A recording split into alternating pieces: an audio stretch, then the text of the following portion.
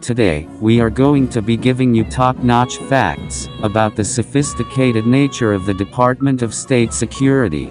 These are men that work behind the scenes daily to make sure everyone is safe.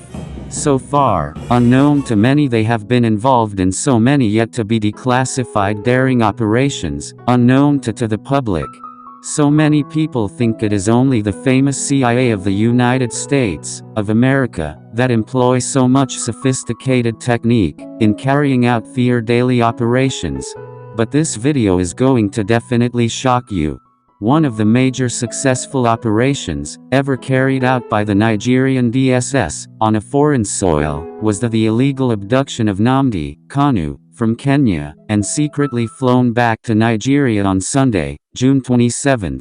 This was a commando-like operation by the Secret Service that involved a lot of logistics and taxpayers' money. The Secret Service had been tracking the activities and movement of Nnamdi Kanu for months, unknown to the self-acclaimed leader of the indigenous people of Biafra. The DSS, like a ravenous hawk, was closing in on him, and he couldn't feel it in the wind. Kanu was wanted by the federal government for treason. By the time his plane touched down in Kenya, the Nigerian Secret Service were already waiting for him at the airport parking lot. Any blunder will spell doom for the Secret Service, and the Nigerian federal government will receive international backlash, because this was abduction at its peak. And the man they were about to kidnap was no doubt in question also a British national. Knowing fully well that Kanu had recently renounced his Nigerian citizenship. Right from London, the DSS undercover agents had been monitoring Kanu even as he boarded a plane to Kenya using a British passport. The oblivious Kanu had arrived in Kenya and settled down in an already arranged hotel on June 19, 2021, but the DSS were not prepared to lose sight of their target man. They had kept his hotel under 24-hour surveillance. This was an international operation and they were not prepared to mess it up. They knew, soon enough their target will be coming out, because a high-level IPOB meeting was to take place. And Mazi Kanu will definitely be the first person to receive the delegates from the airport. Kanu also was not trying to trust anyone. He had heard about the Judas and Brutus story so many times. He knew that in the card he deals, trust can be as good as poison. So he decided to drive himself in a car to the international airport to meet the delegates. But when you are up against the sophisticated DSS, most times what will be will be. The unsuspecting Nnamdi Kanu drove into the underground parking lot of the airport. Disguised DSS operatives were already waiting for their target man. The atmosphere was tense. As soon as he walked out of the car, he was surrounded by the DSS team, and blindfolded and roughly bundled into a waiting car which was used for diversion to a secret safe house. In matter of minutes the entire operation was wrapped up, and a jet was already waiting to secretly fly him back into Nigeria undictated.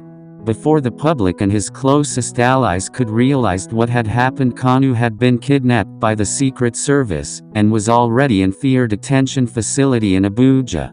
Nigeria had broken international laws, but this single operation had shown the world the capabilities of the Nigerian Secret Service.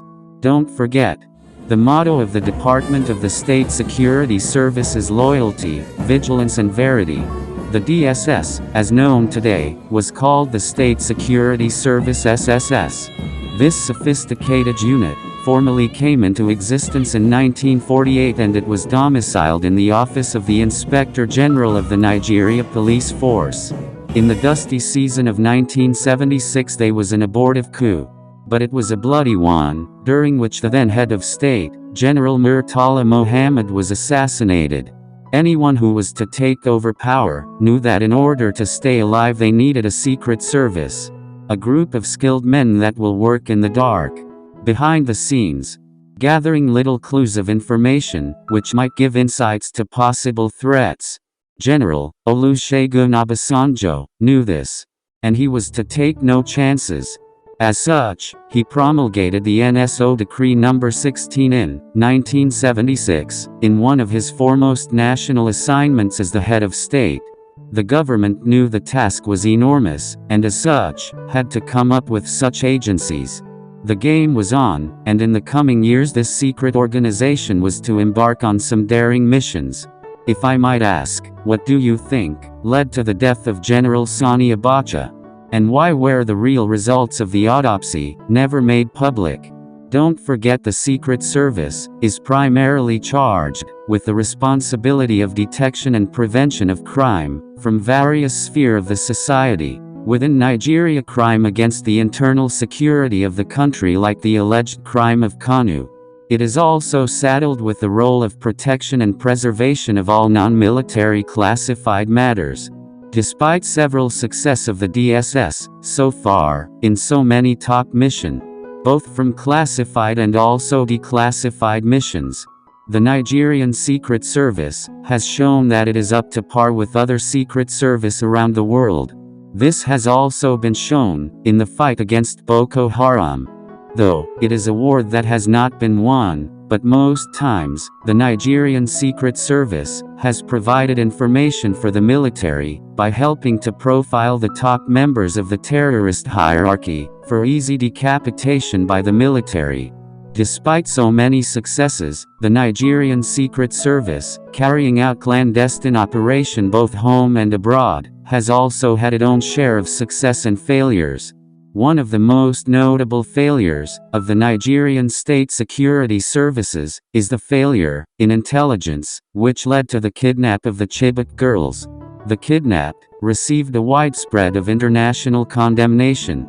The entire Nigerian intelligence architecture collapsed, and over 200 girls were kidnapped by the Islamic terror group into the dreaded Sambisa forest. Up to this day, many of the girls remain unaccounted for. With this massive failure, the DSS can hide their heads in shame. Also, despite gathering credible information about the plan to bomb the United Nations building in Abuja, no concrete plan was made by the agency to stop the group. However, the agency, just like any other, has its own share of successes and failures. But do you think the Nigerian DSS can be ranked among top agencies like the CIA, KGB, or the M16? Kindly comments, let other viewers know what you feel about the Nigerian DSS. Thanks for watching Achoda Gist TV. Please don't forget to subscribe to this channel.